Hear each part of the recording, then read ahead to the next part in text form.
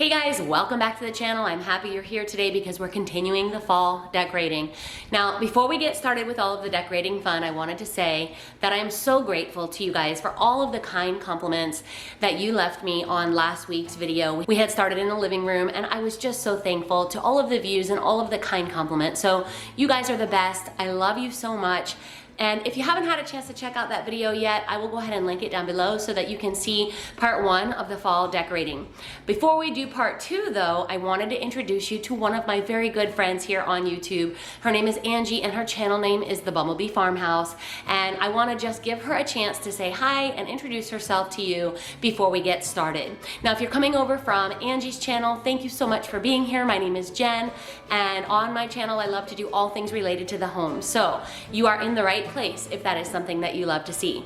Say hi to Angie, and when she's done, we'll get going with decorating my mantle and dining room. Hello, sweet friends. My name is Angie, and welcome to the Bumblebee Farmhouse.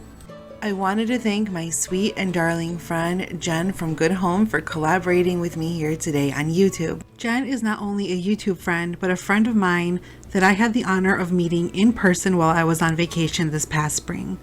She is so down to earth and kind. Her home is absolutely gorgeous as it is curated with pieces that reflect her sweet presence. I love Jen and her channel. Unlike Jen, here at the Bumblebee Farmhouse, I love to decorate all year round for all seasons. I love to shop and antique, and you will also find cooking and baking on my channel, slow living, and sweet and simple homemaking. Sometimes there's an occasional beauty haul, and I will take you along in my garden once in a while to see how everything is growing. So I'd love it if you can come on over and subscribe and stay a while. I'd love to get to know you and welcome you to the Bumblebee Farmhouse, where you are always welcome.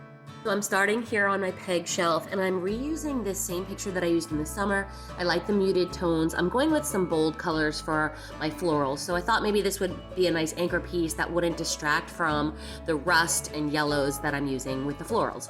And I'm gonna bring in this little wickered box. I got this during the summer at Hobby Lobby, and I just love the texture of it and that rich deep brown color. Once I have this little box placed, I'm gonna add some brass candlestick holders, and then I'm just going to add in to the other side of this picture my thrifted pheasant. I actually found this at Goodwill. I know they sell them at Hobby Lobby. This one was pretty beat up though. It was like the paint was coming off and everything, so I hit it with some antique gold rub and buff, and I really like that muted tone.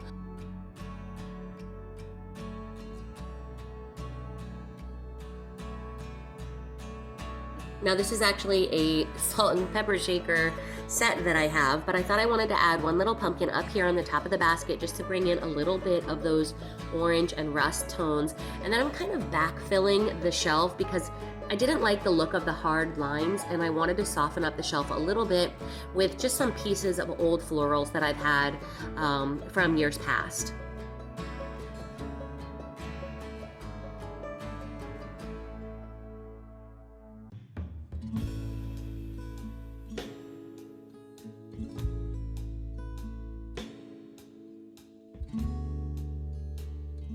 For the piano bench below, I'm going with some thrifted books that I've collected over the years. This one is an encyclopedia, and I really love the height of it. I kind of played around with whether or not I wanted to show the pages or the spine, but ultimately I ended up turning them both so that you could see the colors. I didn't want to go with neutral down here. I wanted something that was a little bit more bold and kind of saturated colors.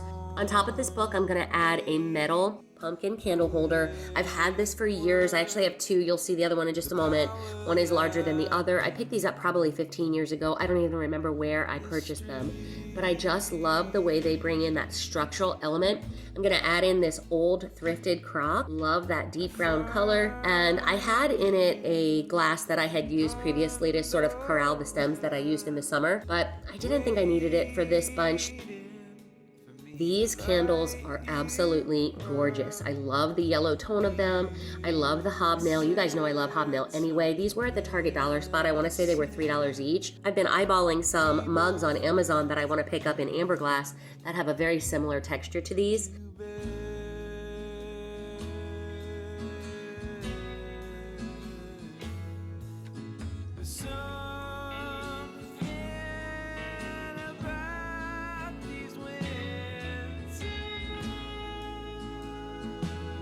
Okay, so now we're over here at the mantle and I've got 3 different stems that I'm gonna be working with, and I wanna create a garland look, but I didn't really wanna buy a garland because I feel like I can use stems more throughout the years than I can just a garland, which is pretty much just for a mantle.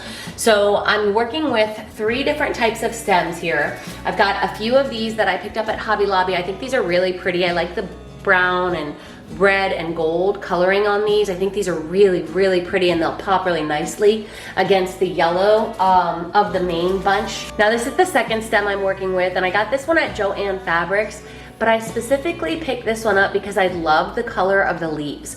It was like a mustard yellow, something that was a little bit more undertoned, and I love the veining on the leaves. They were pretty lush. They were at 40% off at Joann Fabrics when I picked them up because they were part of the fall line. But I feel like a bunch of these sort of layered across the mantle is going to create a really nice garland effect. And then the third piece that I have, which I'm gonna be completely honest with you, I'm not a big fan of, are these dried florals. Now, when they were wrapped up in their cellophane packaging, they looked like they were going to be perfect. The color of the leaves are really, really pretty. They're like a red, brownish red, and of course they're dried, so they're natural. So they do have a realistic look to them, but the problem is they're so dang flat. Look at that. And every time I try to kind of open them up or even just move them around a little bit, they break off. And so I'm just really not a big fan of these. I'm gonna end up using them here just because I don't think they'll look good anywhere else, and they'll just maybe add a little bit of color. But if I were you, I would steer clear of these if you are a person that likes to be able to bend and move your florals around to whatever desired shape you're gonna use.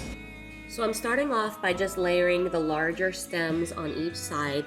I'm leaving some space in the center because I originally thought I was going to go with a large pumpkin there.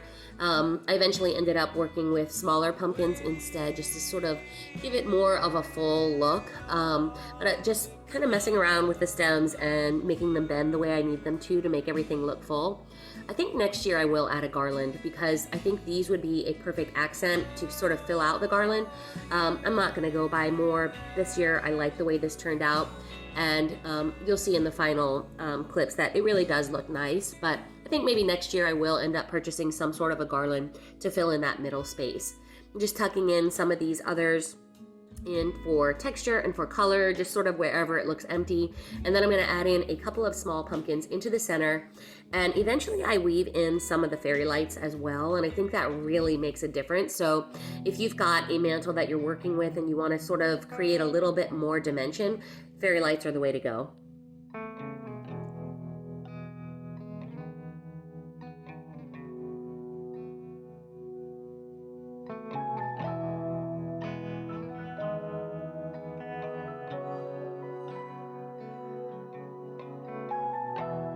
Now that the mantle is the way I want it, I'm gonna move down here to this little corner. I wanted something that had a cascading effect, something that looked full, almost like maybe at a pumpkin patch.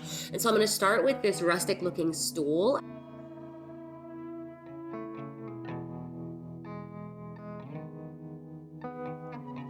I know that says $29.99, but I did not pay full price for it. I try to always get things on sale, and this year I picked this up just recently. The spring shop was at 90% off, so I went ahead and grabbed this one at 90% off. So I thought that was a great deal, and I really enjoyed that black sleek look.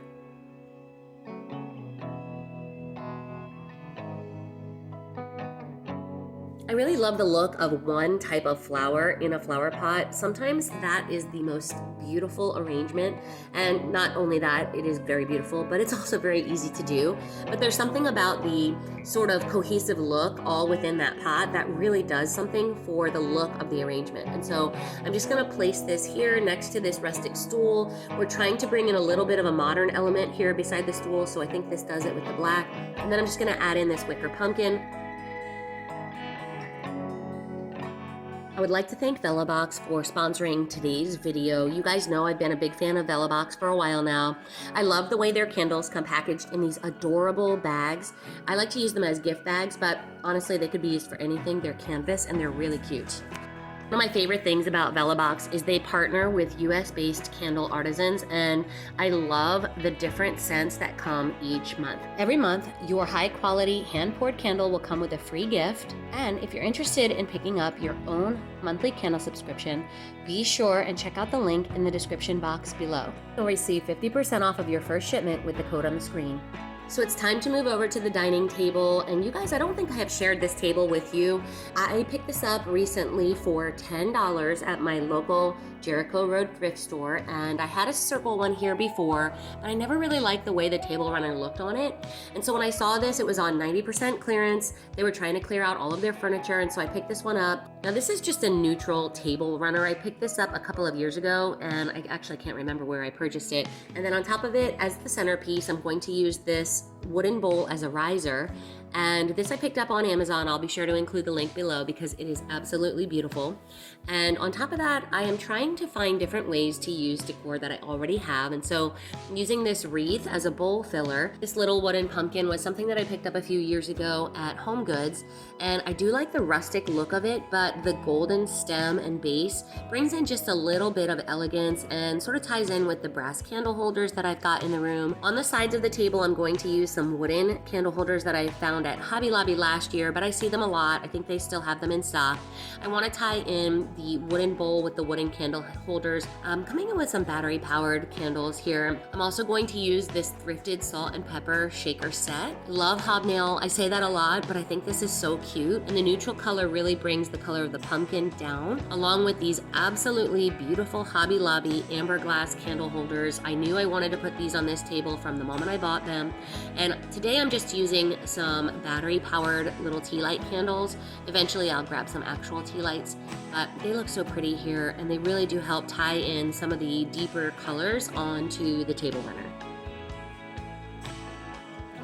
Now I want to fill up some of the space here on the front of the table runner, and so I'm using some of these thrifted napkins along with these faux leather napkin holders that were a Hobby Lobby purchase last year. I'm just kind of keeping it casual. I want to stack them. I've got just 3 here in the center, and I love the way this simple tablescape has come out.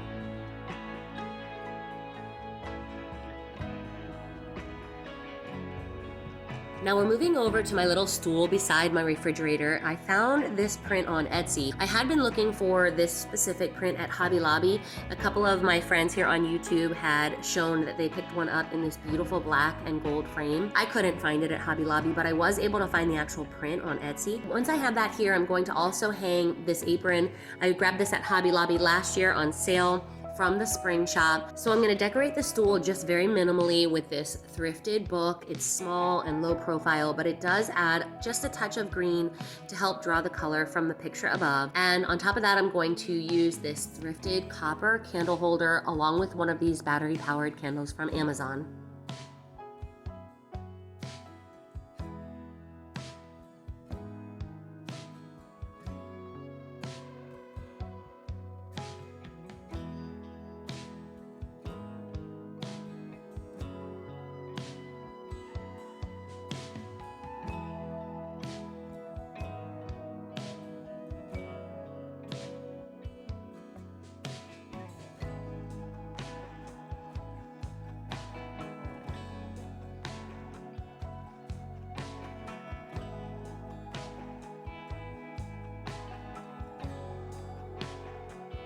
Well guys, that's gonna be it for the decorating today. We've got a storm rolling in and things are feeling cozy. So it's time to end the video by reminding you to go over to Angie's channel and say hi, let her know that Jen sent you, and show her some love. I will see you in the next one. Until then, take care. Bye-bye.